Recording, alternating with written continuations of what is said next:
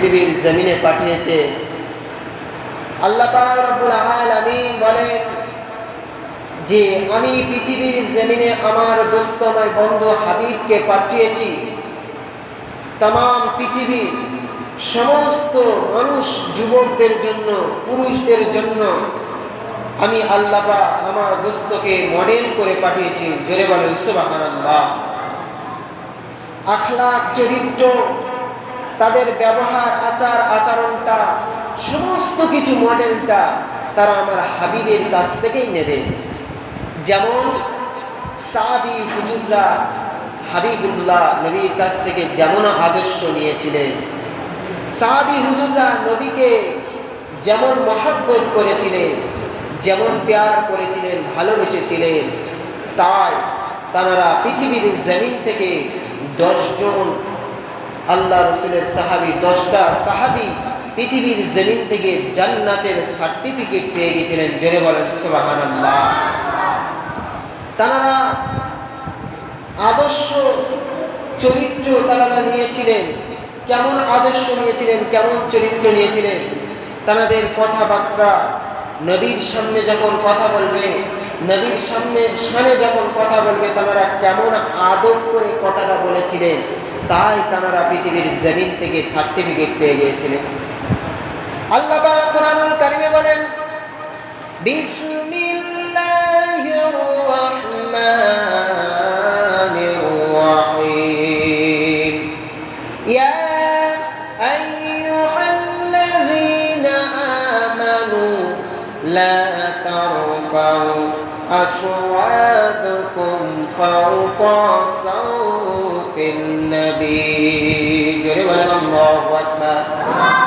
আল্লাহ রাব্বুল আলামিন বলছেন, ইয়া আইয়ুহাল্লাযীনা আমানু, হে ঈমানদার মুমিন বিশ্বাসী বান্দারা, লা তারফাউ আসওয়াতাকুম, তোমরা তোমাদের গলার শটটা, তোমরা তোমাদের গলার সাউন্ডটা ফাওকা সাউতিন নবী, আমার হাবিবুল্লাহ, আমার দোস্ত নবী মুহাম্মদ সাল্লাল্লাহু আলাইহি ওয়াসাল্লামের চেয়ে তোমাদের গলার সাউন্ডটা সব সময় নিম্ন রাখবে, আস্তে রাখবে। আল্লাহ পাক কাবা বাইতুল্লাহ দরজার উপরে, পবিত্র কাবা বাইতুল্লাহ দরজার উপরে লেখা আছে এই আয়াতটা, ইয়া আইয়ুহাল্লাযীনা আমানু, হে ঈমানদার বিশ্বাসী বান্দা, লা তারফাউ আসওয়াতাকুম ফাওকা সাওতিন নবী, যারা আমার রওজার কাছে এসো, আমার হাবিবের রওজা মুবারকের কাছে এসো, তোমাদের গলার সাউন্ডটা, শটটা নিম্ন রাখবে, না জানো আমার হাবিবের গলার স্বরের চেয়ে, আমার হাবিবের সম্মানের চেয়ে না জানো তোমাদের গলার শটটা, গলার সাউন্ডটা না জানো উঁচু হয়ে যায়। তেমন সাহাবী হুজুররা পৃথিবীর জমিনে যখন রাসূল সাল্লাল্লাহু আলাইহি সাল্লামের কাছে বসতেন, তেমন আদবের সাথে বসতেন। নবীর সামনে যখন তারা বসতেন, আদবের সাথে বসতেন। কথা যখন বলতেন, আদবের সাথে বলতেন। কেমন আদব তারা করতেন, তাই আজকের তারা পৃথিবীর জমিন থেকে সার্টিফিকেট পেয়ে তারা চলে গিয়েছেন, জান্নাতি সার্টিফিকেট পেয়ে গিয়েছিলেন। আল্লাহ রাসূল বলেছেন, সাহাবিকান নুজুম, আমার এক একটা সাহাবী হলো আল্লাহ পাকের আসমানে যে নক্ষত্র আছে, যে তারকা আছে, আল্লাহর নবী বলেন আমার এক একটা সাহাবী হলো আল্লাহ পাকের নক্ষত্রের মতন। জোরে বলেন সুবহানাল্লাহ। সেই সাহাবী হুজুররা আজকের তানাদের মতন আমাদের আদর্শ নিতে হবে। আল্লাহর নবী মদিনা নববী শরীফে বসে সাহাবী হুজুরদেরকে নিয়ে বয়ান করছেন। আল্লাহ নবী বলছেন, ও বাবা সাহাবীরা, শোনো শোনো, জান্নাতে একটাও কালো মানুষ যাবে না। আল্লাহ নবী বলছেন, বাবা সাহাবীরা শোনো, জান্নাতে একটাও কালো মানুষ যাবে না। কালো মানুষগুলো কান্নার পড়ে গেলেন, মদিনা মসজিদে কান্নার পড়ে গেলেন। কালো মানুষগুলো কান্না করতে লাগলেন, হায় আমরা কালো হয়ে জন্মেছি বলে আমরা জান্নাতে যেতে পারবো না। আল্লাহ নবী আরো বলছেন, ও বাবা সাহাবীরা শোনো শোনো, একটাও বয়স্ক মানুষ জান্নাতে যাবে না। একটাও বয়স্ক মানুষ জান্নাতে যাবে না। আবার বয়স্ক মানুষদের কান্না রোল পড়ে গেলেন, কান্না করতে লাগলেন। আল্লাহ নবী তখন মুচকে মুচকে হাসি দিয়ে বলতে লাগলেন, ও বাবা সাহাবীরা শোনো শোনো, আমি কেন বলেছি কালো মানুষ জান্নাতে যাবে না? কেননা আল্লাহ পাকের দয়ার জান্নাতে যখন যাবে কোনো মানুষ আর কালো থাকবে না। তারা এই রূপ এত জ্যোতি হবে, পূর্ণিমার চাঁদের মতন তাদের চেহারাটা উজ্জ্বল হয়ে যাবে। কালো মানুষ যখন জান্নাতে যাবে তাদের চেহারাটা পুরো পূর্ণিমার চাঁদের মতো উজ্জ্বল হয়ে যাবে। সেই জন্য আমি রাসূল বলেছি কালো মানুষ জান্নাতে যাবে না। আল্লাহ নবী বলছেন, বাবা সাহাবীরা শোনো, একটা বয়স্ক মানুষ জান্নাতে যাবে না। কেন আমি রাসূল বলেছি একটা বড় মানুষ জান্নাতে যাবে না? কেননা আল্লাহ পাকের দয়ার জান্নাতে যখন প্রবেশ করবে একটা বৃদ্ধা বয়স্ক মানুষ, 100 বছরের বয়স, 60 বছরের বয়স্ক, তখন 18 বছর একটা তরুণের মতন যুবক হয়ে যাবে। যখন জান্নাতে যাবে 60 বছর 70 বছর বয়স্ক গুলো তারা 18 বছর 17 বছরের যুবকদের মতন তরুণ হয়ে যাবে, তাজা তরুণ হয়ে তারা জান্নাতে যাবে। সাহাবী হুজুররা সকলে আনন্দে হয়ে গেলেন। আল্লাহ নবী আবারও বলছেন, সাহাবীরা কেমন আদর্শ নিয়েছিলেন? আল্লাহ নবী বলছেন, ও বাবা সাহাবীরা শোনো শোনো, আমার এই সামনে যতগুলো সাহাবী বসে আছে, অর্থাৎ এই মদিনা মসজিদে আজকে যতগুলো আমার সাহাবী আছে, ও বাবা সাহাবীরা শোনো শোনো, আমার এই সম্মুখে যতগুলো সাহাবী বসে আছে, আল্লাহ পাকের 8টা জান্নাত, আল্লাহ পাকের 8টা দয়ার জান্নাত, আমার এই সাহাবীদের মধ্যে একটা সাহাবীর সারা দিন তাকে ডাকতে থাকে। জোরে বলেন সুবহানাল্লাহ। আমার একটা সাহাবী আছে, যতগুলো এখানে সাহাবী আছে তার মধ্যে একটা সাহাবী আছে, তাকে আল্লাহ দয়ার জান্নাত সারা দিন, 8টা জান্নাত সারা দিন তাকে ডাকতে থাকে। সাহাবী হুজুররা আনন্দ হয়ে গেলেন। হযরত আবু বকর সিদ্দিক উমারের মুখের দিকে তাকাতে লাগলেন, উমারে ফারুক আলীর মুখের দিকে তাকাতে লাগলেন, সকলের মুখের দিকে তাকাতে লাগলেন। আলী উসমান গনির মুখের দিকে তাকাতে লাগলেন, সকলের মুখের দিকে তাকাতে লাগলেন। আর গুনগুন করে সমালোচনা করতে লাগলেন, কাকে আল্লাহর জান্নাত ডাকে, কাকে জান্নাত ডাকে।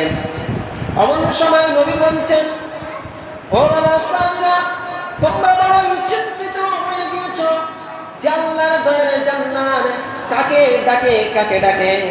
ও বাবা সাহাবীরা শোনো শোনো, আমি রাসূলুল্লাহ জানিয়ে দিই, আমার আবু বকর সিদ্দিক রাদিয়াল্লাহু তাআলা আনহুকে আল্লাহ পাকের 8টা জান্নাত সারা দিন ডাকতে থাকে।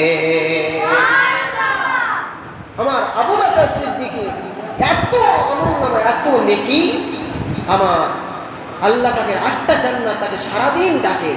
কোন আবু বকর? আল্লাহর নবী একদিন আম্মা আয়েশা সিদ্দিকা রাদিয়াল্লাহু তাআলা আনহার জানুর উপরে মাথা দিয়ে শুয়ে শুয়ে বলতে লাগলেন, জানুর উপরে মাথা দিয়ে শুয়ে শুয়ে বলতে লাগলেন যে, আম্মা আয়েশা সিদ্দিকা রাদিয়াল্লাহু তাআলা আনহা বলছেন, ইয়া রাসূলুল্লাহ, ইয়া হাবিবাল্লাহ, আল্লাহ পাকের আসমানে যত নক্ষত্র আছে, যত তারা আছে, এত পরিমাণ সওয়াব কি কোনো মানুষের আছে?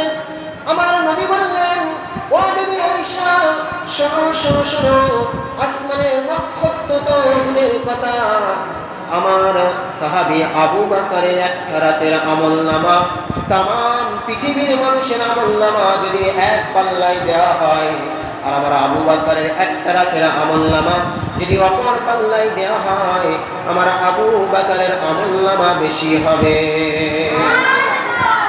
আম্মা জান বলছেন, ইয়া রাসূলুল্লাহ, কোন রাতের আমলনামা? এমন সময় বললেন, ও বিবি আয়েশা, শোনো শোনো, যখন আমি হিজরত করেছিলাম, যেই রাতটা আমার আবু বকর আমার সাথে ছিল, ওই রাতের, ওই একটা রাতের আমলনামা যদি এক পাল্লায় দেওয়া হয়, তবু আমার আবু বকরের আমলনামার সাথে কারোর আমলনামা এক হবে না। সেই আবু বকর, তাহলে নবীকে তারা কতটা আদর করেছিলেন। 8টা জান্নাত সারাদিন তাদেরকে ডাকতে থাকে। আল্লাহ নবী আরো বলছেন, এমন সময় উমারে ফারুক রাদিয়াল্লাহু তাআলা আনহু মনটা খারাপ হয়ে গেলেন। আহা, আবু বকরের জান্নাতটাকে, আর আমার কি কিছু হবে না। হযরতে ওমর ফারুক মনটা খারাপ করে নিলেন। এমন সময় আমার আপনার নবী বলছেন, ও বাবা উমর, তুমি মনটা খারাপ করছো কেন বাবা? তুমি ভাবছো আবু বকরের 8টা জান্নাত দেখে তোমার কি কিছু নাই? ও বাবা উমর, শোনো শোনো, আমি রাসূলুল্লাহ যখন জান্নাতটা পরিদর্শন করেছিলাম, আমি জান্নাতটা পরিদর্শন করার সাথে সাথে একটি ঘর দেখতে পেলাম। সেই ঘরটা মণি মুক্তা দিয়ে সাজানো আছে, মণি মুক্তা দিয়ে বানানো আছে। ও বাবা উমরে ফারুক, যখন আমি দেখলাম সেই ঘরের সামনে একটি সুন্দরী মহিলা বসে বসে উজুখানা করেন, আমি রাসূলুল্লাহ জিজ্ঞাসা করলাম, এই বাবা মেয়ে, তুমি এই ঘরটা কার? যখন আমি জিজ্ঞাসা করলাম সেই মেয়ে ছেলেটার যে ঘরটা কার, যে ঘরটা মণি মুক্তা দিয়ে সাজানো আছে, ও বাবা উমর শোনো শোনো, ওই মহিলাটা আমাকে জানিয়ে দিল, ইয়া রাসূলুল্লাহ, ইয়া হাবিবাল্লাহ, এই ঘরটা অন্য কারোর নয়, এই ঘরটা হলো তোমার উমরের ঘর, তোমার উমরে ফারুকের ঘর। নবী বলছেন, বাবা উমর, কষ্ট নিও না, আমি রাসূল যখন জান্নাতটা পরিদর্শন করছি, একটা ঘর দেখেছি মণি মুক্তা দিয়ে সুন্দর করে সাজানো আছে, কিন্তু আমি নবী সেই ঘরের মধ্যে প্রবেশ করিনি, আমি রাসূল তোমার ঘরটা জান্নাতে দেখে এসেছি। উমরে ফারুকও আনন্দ হয়ে গেলেন, ইয়া রাসূলুল্লাহ, ইয়া রাসূলুল্লাহ বলে আনন্দ হয়ে গেলেন। উসমান গনি রাদিয়াল্লাহু তাআলা আনহুর মনটা খারাপ হয়ে গেলেন, আবু বকরের হয়ে গেল, উমর ফারুকের হয়ে গেল, উসমান গনির মনটা খারাপ হয়ে গেল। আমার আপনার নবী হাসতে হাসতে বলতে লাগলেন, ও বাবা উসমান, তুমি মনটা বড় খারাপ হয়ে গিয়েছেন, আবু বকরের 8টা জান্নাত ডাকে, উমর ফারুকের জান্নাতে ঘর আছে, তোমার মনটা বড়ই কষ্ট হয় যে আমার কিছু নাই, আমার কিছু নাই। ও বাবা উসমান শোনো শোনো, জান্নাতের সমস্ত নবীদেরকে একটি করে বন্ধু দেওয়া হবে, সমস্ত নবীদেরকে জান্নাতে একটা করে বন্ধু দেওয়া হবে। ও বাবা উসমান, জান্নাতে আমি নবী, আমার যে বন্ধুটা হবে সেটাই হলেন তুমি। জোরে বলেন সুবহানাল্লাহ। আল্লাহ নবী বলছেন, বাবা উসমান, যে জান্নাতে সমস্ত নবীদের যে বন্ধু দেওয়া হবে, দোস্ত দেওয়া হবে, আর আমার জান্নাতে যে বন্ধু হবে সেটা হলেন তুমি। উসমান গনি রাদিয়াল্লাহু তাআলা আনহু, উনি ছিলেন আল্লাহর নবী, সাহাবী, আবার ছিলেন জামাতা। দুটো আমার নবীর দুটো কন্যাকে উনি বিবাহ করেছিলেন, দুটো কন্যা, একটা কন্যা ইন্তেকাল হয়ে যাওয়ার পরে আবার একটা কন্যার বিয়ে দিয়েছিলেন, আবার সেই কন্যাটা ইন্তেকাল হয়ে গিয়েছিলেন। হ্যাঁ, উমর ফারুকের মনটা খারাপ হয়ে গেলেন, বাবা উসমান গনির মনটা খারাপ হয়ে গেলেন। নবী বলছেন, বাবা উসমান, মন খারাপ কেন? এ রাসূলুল্লাহ, হাবিবাল্লাহ, আপনার কন্যার সাথে বিবাহ হয়েছিলেন, একটা সুন্দর সম্পর্ক ছিল, শ্বশুর জামাইয়ের সম্পর্ক ছিল, আর ইন্তেকাল হয়ে গেছে, আর না জানি কে সম্পর্ক থাকবে। নবী বলছেন, বাবা উসমান, কষ্ট নিও না, আমি নবী, আমার যদি একটা দুটো নয় 50টা যদি কন্যা থাকতো, আমি উসমান তোমার সঙ্গে বিবাহ দিতাম। জোরে বলেন সুবহানাল্লাহ।